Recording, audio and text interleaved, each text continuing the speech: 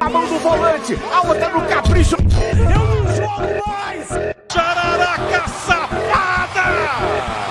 Esses negros maravilhosos. Quer saber de uma coisa? Eu sei lá.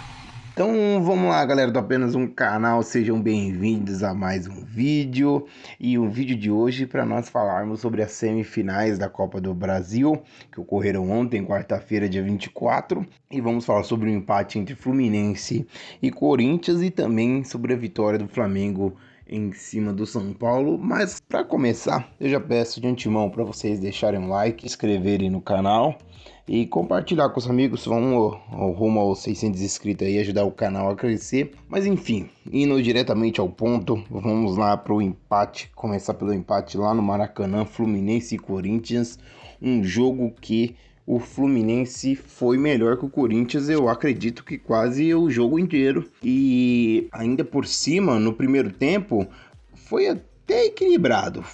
Podemos até dizer que foi equilibrado. Mas no segundo tempo só deu Fluminense. E talvez o resultado não foi tão justo com o Fluminense, né? Mas a justiça a gente não pode se aplicar ao futebol, né? Às vezes o que a gente tem de senso de justiça não é o que acontece.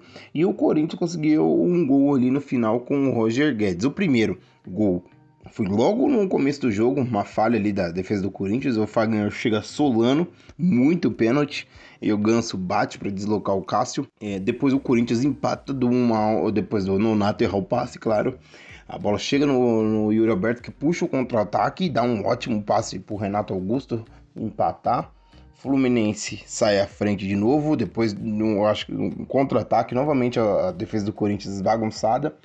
E o Arias fez um golaço na gaveta, sem chance pro Cássio. E no finalzinho, quando o Corinthians fez 3 alterações ali, o Roger Guedes, depois de um ótimo passe do Fagner, empata e traz o resultado para ser decidido aqui em São Paulo, né? Mas no jogo em geral, tá os números aí na tela para vocês. 64% de posse do Fluminense contra 35% do Corinthians.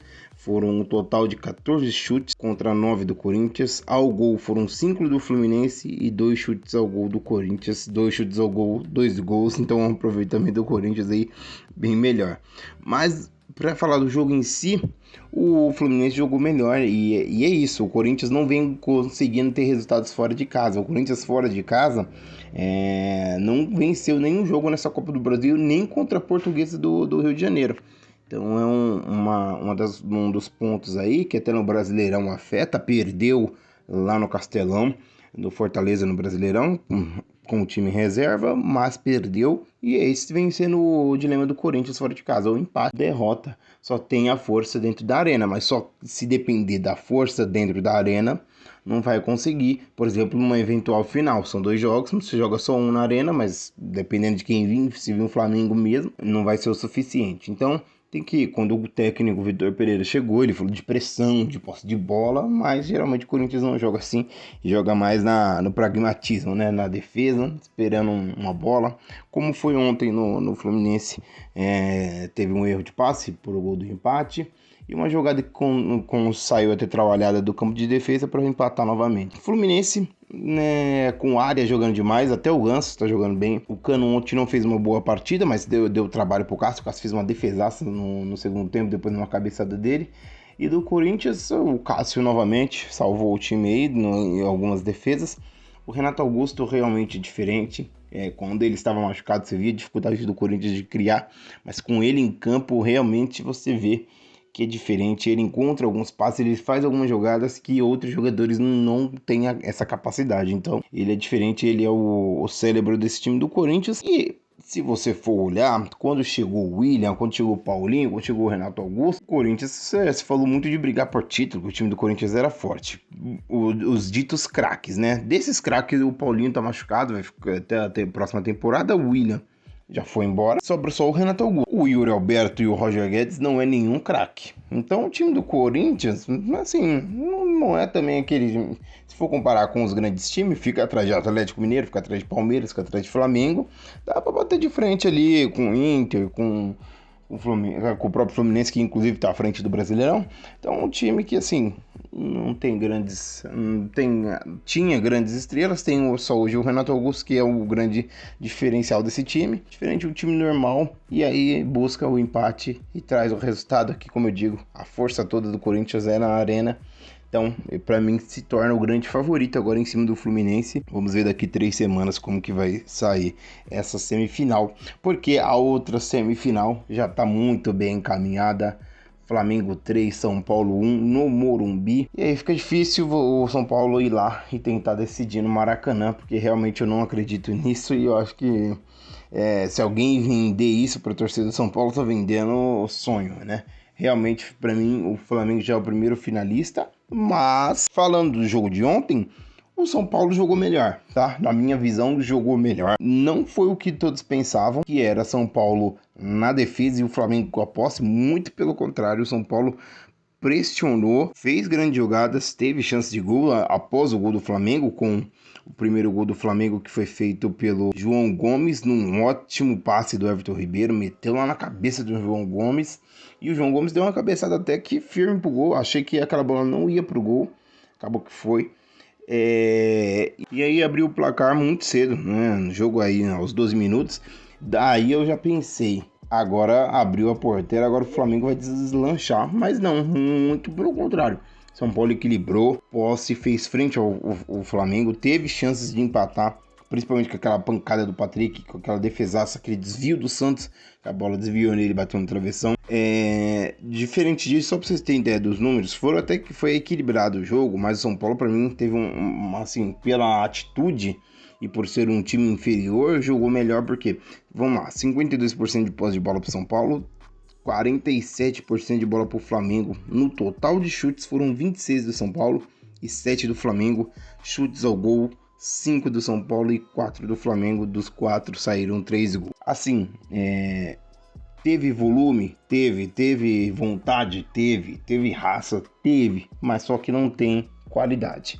O Flamengo nem fez um jogo, digamos, que o Flamengo está acostumado a fazer. Dos últimos jogos aí do Flamengo, eu acho que esse foi o pior. Nem precisou desse grande volume que geralmente o Flamengo gera para conseguir fazer 3-1. Imagina se o Flamengo faz um jogo à la Flamengo e gera quantidade de volumes. É porque quando você chega, você tem qualidade. Por exemplo, Arrascaeta, Pedro, Gabigol fizeram uma partida ok, nada fora do normal.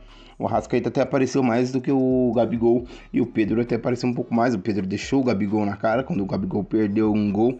Aí estava 1-0 pro Flamengo. O Everton Ribeiro que fez uma grande partida. Defensivamente também os zagueiros foram bem. O Fabrício Bruno entrou bem no lugar do Davi Luiz. O Felipe Luiz, quem falou que ele estava velho, acabado.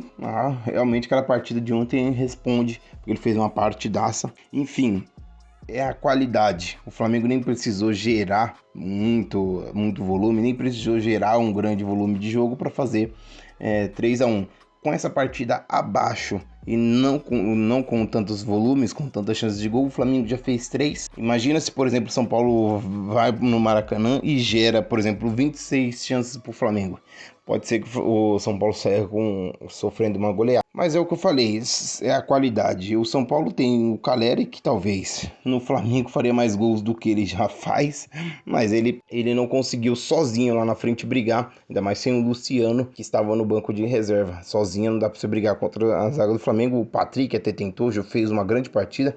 Acho que foi até um erro do Rogério ter tirado ele, porque ele era o melhor jogador de São Paulo na partida. Depois ele tirou o Reinaldo, mas o Wellington entrou até bem, tá? O Wellington entrou bem, então deu pra sentir muita falta do Reinaldo, que era a grande jogada. O lado esquerdo do São Paulo era o grande volume. Assim, e aí, quando você tem grandes volumes, você tem 26 chutes ao gol, mas você não tem a qualidade que o Flamengo tem. E isso que fez a diferença. É isso que eu falei. O Flamengo, quando chegou, tem a qualidade do Everton Ribeiro, de meter aquele passe pro João Gomes. Você tem o rebote do Jandrei. E aí o Gabigol, que não fez uma grande partida, mas estava no lugar certo na hora certa, para meter a bola para dentro do gol.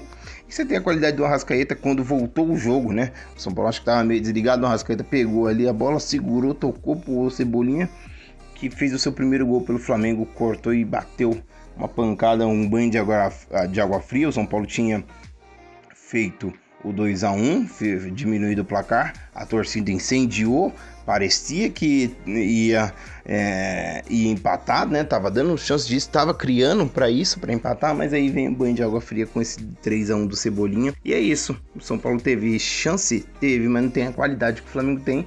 E é isso, inclusive a Independente até colocou uma carta, né? Vocês vão entrar como derrotados, o país acha que você tá derrotado. Não é que o país acha, é o que a gente tem, o que eu, por exemplo, que tenho um canal que tem que comentar, ou até as grandes mídias aí comentam, é que o Flamengo realmente era o grande favorito, não tem o que se discutir. O São Paulo, para ganhar do Flamengo e para passar nessa semifinal, tinha que jogar o máximo, e eu acho que fez isso. O São Paulo jogou o máximo e perdeu. O Flamengo não jogou o seu máximo e ganhou. Imagina se o Flamengo jogar o máximo. Por mais que seja um time de tradição, um time grande, hoje a qualidade faz muita diferença e é o que pesou nesse jogo. O São Paulo jogou bem, jogou melhor, ao meu ver. Jogou, mas a qualidade não é melhor do que a do Flamengo, isso ficou comprovado. Por isso que os comentaristas dizem que o Flamengo era o grande favorito e o Flamengo é o grande favorito ao título. Mesmo quem venha da outra semifinal, o Corinthians ou o Fluminense. E eu ainda comentava aqui com meus amigos que eu achava que o Flamengo ia ganhar no Morumbi e no Maracanã. No Morumbi já ganhou. Vamos ver como que vai ser agora lá no Maracanã. Para mim, Flamengo já está classificado para a final. Dito isso, são 9 confrontos, né, do Rogério contra o Flamengo como técnico, 9 derrotas. O Rogério nunca ganhou do Flamengo como técnico. Algumas coisas eu não concordo com ele, como a mexida do Patrick, mas o time do São Paulo foi aguerrido, lutou. Ainda mais com a informação de que tem 4 meses de direito de imagem atrasado, esse time não pode deixar de lutar. Então a Independente não tem que mandar carta para os jogadores, botar mais pressão, tem que mandar carta para a diretoria, que está contratando jogador e não faz o pagamento dos direitos de imagem para o jogador. Enfim, é isso. Flamengo para mim está na final. E o outro confronto, Corinthians e Fluminense, está em aberto, com um leve favoritismo aí do Corinthians para ter uma final das duas maiores torcidas do Brasil. O que vocês acharam do jogo? Eu peço para vocês que vocês deixem no comentário o que você acha. Você acha que o São Paulo tinha chance ou ainda tem? E quem que você acha que passa entre Corinthians e Fluminense? Deixa aí e a gente vai conversando. E nos comentários eu vou respondendo vocês. Beleza, galera? Um abraço. Até mais.